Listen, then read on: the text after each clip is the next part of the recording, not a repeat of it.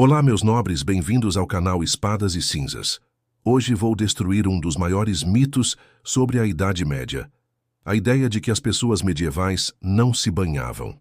A verdade é muito mais interessante e muito mais sombria. Esta é a história dos banhos públicos medievais. Lugares onde reis e prostitutas dividiam a mesma água quente. Onde doenças mortais se espalhavam de corpo em corpo. Onde a linha entre higiene e luxúria desaparecia completamente, e onde, eventualmente, o medo da peste transformou a limpeza em pecado mortal. Esqueçam tudo que vocês ouviram sobre a Idade Média fedorenta. Durante séculos, a Europa medieval foi obcecada por banhos. Cidades grandes e pequenas tinham casas de banho públicas, os stews em inglês, as étuves em francês, as Badstuben em alemão. Paris, no século XIII, tinha mais de 30 casas de banho públicas operando simultaneamente. Londres tinha 18, até cidades pequenas tinham pelo menos 2 ou 3. Mas estes não eram apenas lugares para lavar o corpo. Eram complexos sociais inteiros, onde as fronteiras entre o sagrado e o profano, o limpo e o sujo, o medicinal e o pecaminoso, se dissolviam completamente na água fumegante. Os banhos públicos medievais funcionavam de forma surpreendentemente sofisticada. A maioria tinha sistemas de aquecimento elaborados, com fornalhas enormes que mantinham tonéis de água constantemente quentes. Algumas casas de banho mais luxuosas tinham banheiras individuais de madeira. As mais simples tinham piscinas coletivas, onde dezenas de pessoas se amontoavam na mesma água. E aqui está o primeiro aspecto sombrio. Essa água raramente era trocada. As casas de banho abriam de manhã cedo e fechavam tarde da noite. Durante todo esse tempo, centenas de corpos passavam pelas mesmas banheiras. A água começava relativamente limpa ao amanhecer e terminava o dia como uma sopa turva de sujeira, suor, pele morta e outros fluidos corporais que não vou detalhar. Os médicos medievais adoravam os banhos. Acreditavam que a água quente abria os poros e permitia que os humores ruins escapassem do corpo. Prescreviam banhos para praticamente todas as doenças, desde febres até melancolia. As casas de banho ofereciam serviços médicos, sangrias, aplicação de sanguessugas, extração de dentes, até pequenas cirurgias. Tudo isso no mesmo ambiente úmido e quente, onde centenas de pessoas se banhavam. Imaginem a cena. Vapor denso preenchendo o ar. O cheiro de corpos suados misturado com ervas aromáticas que tentavam mascarar outros odores. Água escura e opaca onde você não consegue ver o próprio corpo submerso. E ao seu redor, estranhos completamente nus, alguns sangrando de sangrias recentes, outros com feridas abertas sendo tratadas por barbeiros cirurgiões. Mas a verdadeira natureza sombria dos banhos públicos era outra. Eles eram, essencialmente, bordéis mal disfarçados. As banhistas, as mulheres que trabalhavam nas casas de banho, oficialmente lavavam e massageavam os clientes. Na prática, ofereciam serviços muito mais íntimos. As autoridades municipais sabiam perfeitamente disso. Em muitas cidades, as casas de banho eram legalmente classificadas, junto com bordéis e tavernas, como estabelecimentos de má reputação necessária. Pecaminosos, mas tolerados porque satisfaziam necessidades humanas básicas. Manuscritos medievais iluminados mostram claramente o que acontecia dentro dos banhos. Homens e mulheres nus dividindo banheiras, casais se abraçando na água, banhistas servindo vinho e comida para clientes reclinados, camas visíveis nos fundos dos salões de banho. Não havia nada sutil nisso. A igreja odiava os banhos públicos com paixão ardente. Padres trovejavam dos púlpitos contra esses antros de luxúria e perdição. São Jerônimo declarou que aquele que foi lavado em Cristo não precisa lavar-se novamente. Outros teólogos argumentavam que a nudez pública era pecado mortal, que os banhos mistos levavam à fornicação, que todo o negócio era obra do diabo. Mas a igreja estava lutando uma batalha perdida. Os banhos eram populares demais, lucrativos demais e, ironicamente, considerados saudáveis demais pela medicina da época. Então, a igreja fez o que sempre fazia. Tentou regular o que não podia proibir. Ordenanças religiosas proibiram banhos aos domingos e dias santos. Mulheres casadas não podiam frequentar banhos sem seus maridos. Padres e monges eram proibidos de entrar em casas de banho sob pena de excomunhão. Ninguém prestava muita atenção a essas regras. A sociedade medieval tinha uma relação extremamente pragmática com prostituição. Era pecado, sim, mas também era inevitável. Melhor ter prostitutas operando em locais conhecidos e regulamentados do que espalhadas descontroladamente pelas ruas. As casas de banho serviam perfeitamente a esse propósito. As autoridades cobravam taxas e impostos. As prostitutas eram registradas e inspecionadas periodicamente por barbeiros cirurgiões em busca de doenças venéreas. Assim, as doenças. Porque os banhos públicos eram incubadoras perfeitas de praticamente todas as enfermidades conhecidas. Água quente e compartilhada é o meio ideal para a transmissão de doenças de pele. Sarna tinha impetigo. Todas se espalhavam alegremente de corpo para corpo. Doenças venéreas como sífilis e gonorreia encontravam nos banhos um vetor perfeito, tanto pela água compartilhada quanto pelas atividades sexuais que aconteciam ali. Lepra era um terror constante. Leprosos eram oficialmente proibidos de usar banhos públicos, mas como você identificaria um leproso nos estágios iniciais da doença? Nu e submerso em água turva? Os médicos medievais, na sua sabedoria infinita, continuavam recomendando banhos para a saúde. Não faziam a conexão entre compartilhar água suja com dezenas de estranhos e contrair doenças. Na verdade, acreditavam o oposto, que a água quente purificava o corpo ao expelir os humores ruins. Quanto mais você se banhasse, mais saudável ficaria. Havia até uma crença médica de que banhos podiam curar doenças venéreas. Homens com sífilis eram encorajados a frequentar banhos públicos, onde o calor e a umidade supostamente expulsariam a doença pelos poros. Claro, o que realmente acontecia é que eles infectavam todos os outros banhistas. As casas de banho tinham seus próprios rituais sociais elaborados. Grupos de amigos se reuniam para passar horas inteiras nos banhos, comendo, bebendo, jogando dados, contratando músicos. Era comum dar tokens de banho como presentes, pequenos discos de metal que garantiam entrada gratuita. Empregadores davam tokens de banho aos trabalhadores como parte do salário. Era considerado um presente generoso e apropriado. A cultura do banho estava tão entranhada na vida medieval que havia até vocabulário especializado. Ir aos banhos tinha conotações sexuais óbvias.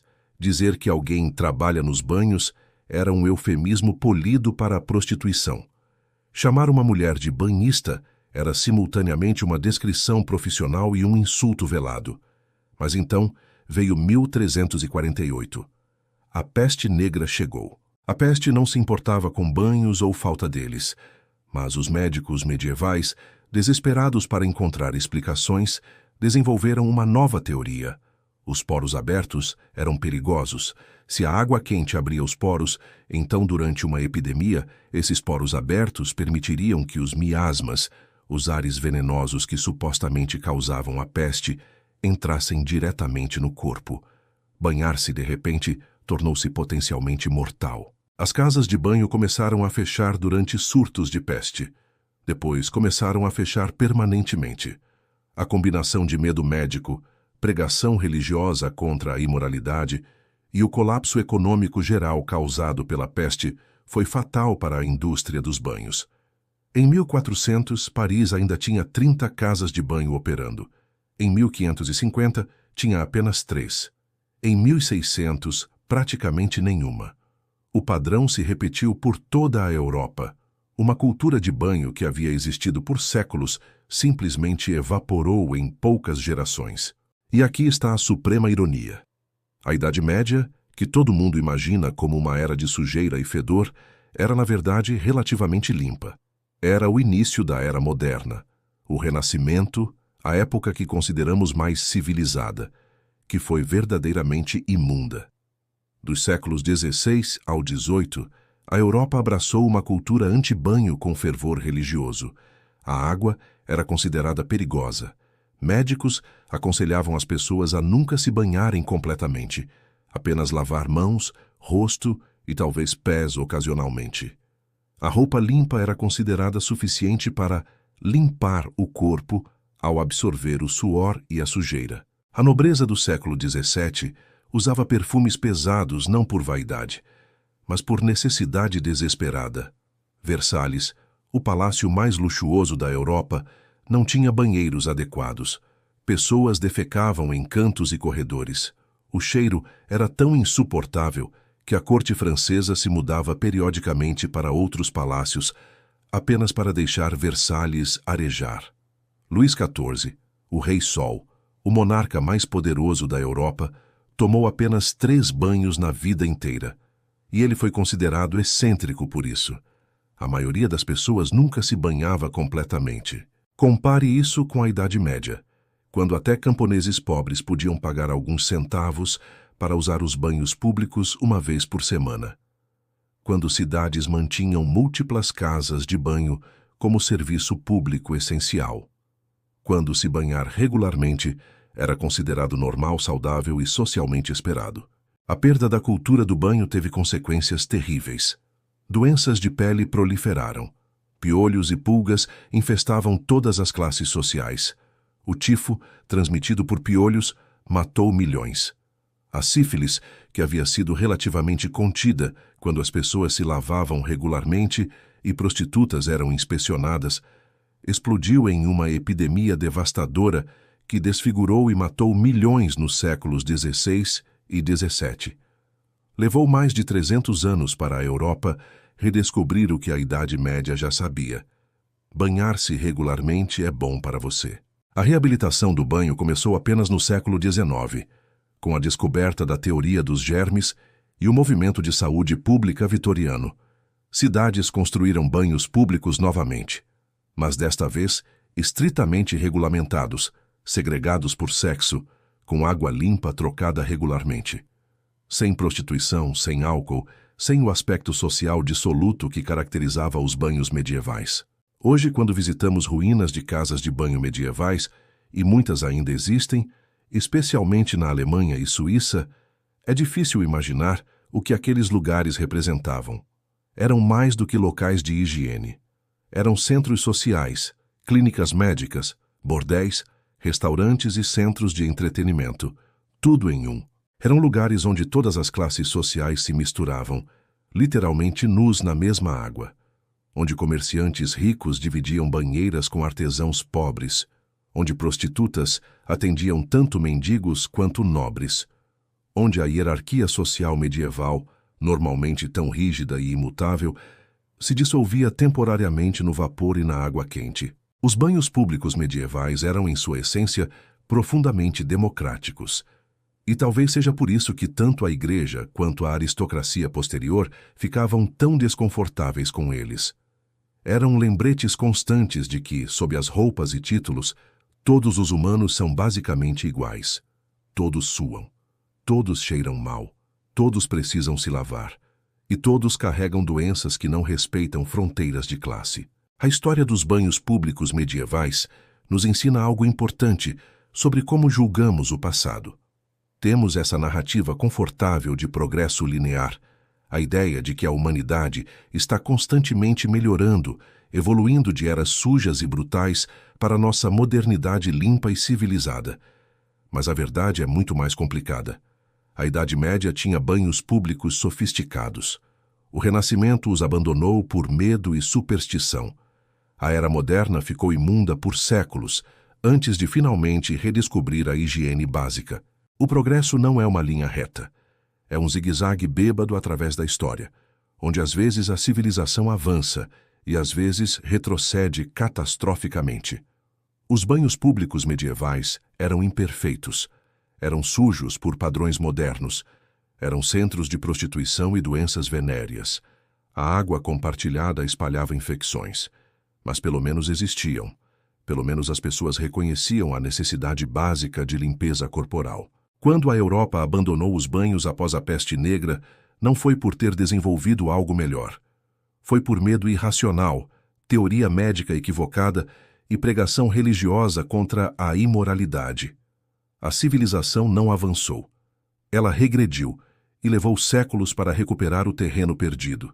Então, da próxima vez que vocês ouvirem alguém dizer que a Idade Média era uma era de trevas e ignorância, lembrem-se dos banhos públicos.